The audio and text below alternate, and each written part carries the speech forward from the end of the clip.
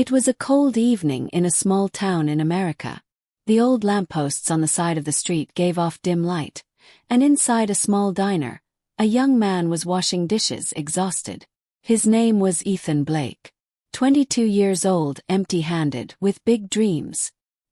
His dreams of university had been shattered by debts, and now he was just eking out a living by washing dishes and clearing tables in this diner.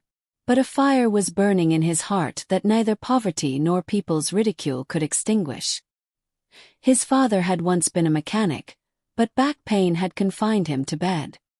His mother worked 2 part-time jobs to somehow make ends meet. Most people in the town were imprisoned in their small lives, but a different story was being written in Ethan's heart. Every night he would sit in front of his old, slow laptop. Sleep would weigh down his eyes, but he would sit on the internet and learn about business, coding, and marketing. The electricity bill was often late, but he knew that it was all the foundation of a bigger dream. The first step he took was to create an online store. He would design old t-shirts with his own hands and put them on the website. But the result? Only one customer, his cousin. No one else. He spent money on advertising, everything was wasted. His pocket was even more empty. His heart was broken. One night, sitting on the floor staring at the screen, he said to himself, "Ethan, if this is the end, it would be so easy. But if you don't give up, one day the world will remember you." That night proved to be a turning point for him.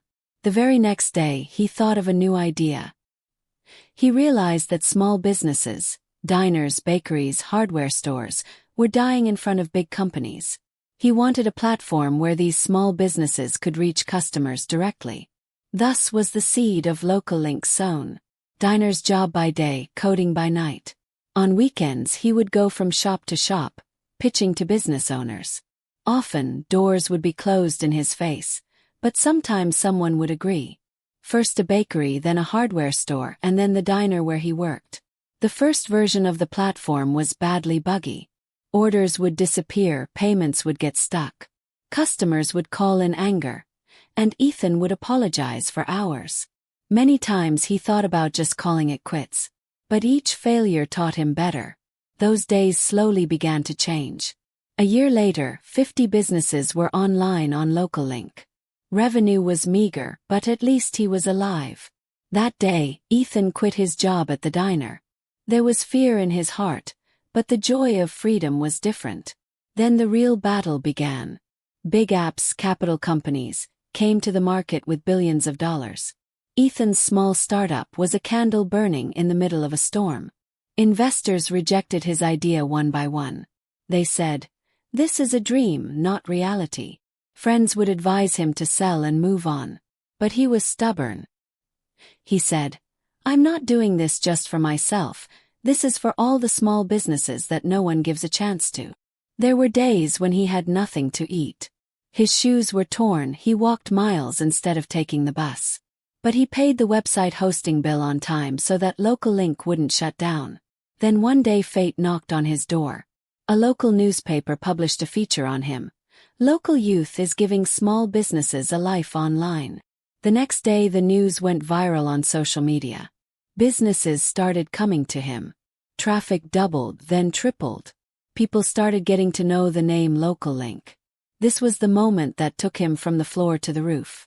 Within 2 years, LocalLink had connected hundreds of businesses across the state. Investors were now knocking on the door. The same people who used to say, "This is the dream," were now saying, "We have to be part of this dream." Ethan turned down several offers because his dream was bigger than money.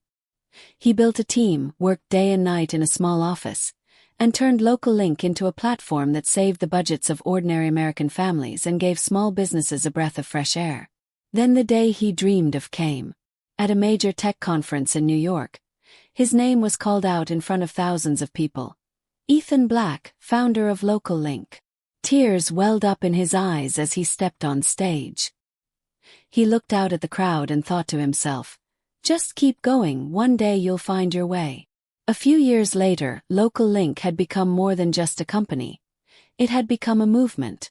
Thousands of small-town businesses were taking on the big corporations. Ethan had become a billionaire, but he still remembered where he had started. He bought the very diner where he once washed dishes, and had a sign put up on its wall that read, "Work hard to answer those who sometimes laugh at your dreams."